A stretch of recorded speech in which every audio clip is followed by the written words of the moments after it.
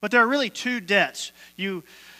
Politicians and media outlets manipulate the numbers. They often want to talk about a smaller subset of the debt. But I want you to understand the total debt. So of that $27 trillion, there are two debts that they talk about that add up to the one. There's internal debt.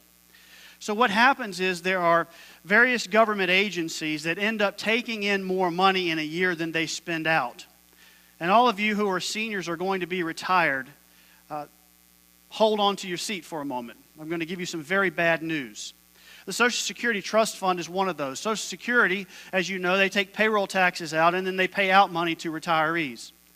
Well, that's been in place for many years. There's something called the Social Security Trust Fund. And the Social Security Trust Fund is basically an account where they keep up with how much has come in versus how much has gone out. And since its inception, the Social Security Trust Fund, or Social Security, has run a surplus. It's actually about $3 trillion in the plus. In other words, it's taken in $3 trillion more than it's paid out. But here's where we get to this discussion of internal debt. What has happened is, in order to make a little bit of interest on the money that they have sitting in that account, the Social Security Trust Fund has loaned that money to the Treasury, and the Treasury has spent it. So there is no money in Social Security. There is only a bunch of IOUs from the Department of the Treasury. That's it. Your money's gone. There is no money. As of October 2020, about $6 trillion, or 22% of that total debt, was internal debt. And then there's debt held by the public.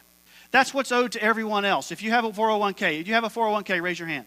Anybody who have a 401k? Go into your Fidelity account or whatever, wherever you have that, and look at the holdings of your 401k. And you'll see a little sliver in that pie chart, and it'll say government bonds. That's money that you have loaned to the government. You don't realize it, but that's your money that you have loaned to the government, that they are indebted to you. So U.S. organizations, foreign banks, everybody outside of the government. China. Anybody know how much of our debt China owns? As of the end of the year, $1.1 trillion. We owe the Chinese. Japanese are the highest. They own more of our debt than anybody else, $1.3 trillion. The UK, the United Kingdom, Britain owns about $650 billion. So all of that money from all of these places around the world is this, what we call debt held by the public. About $21 trillion, or 78%. Both of those numbers are our total national debt.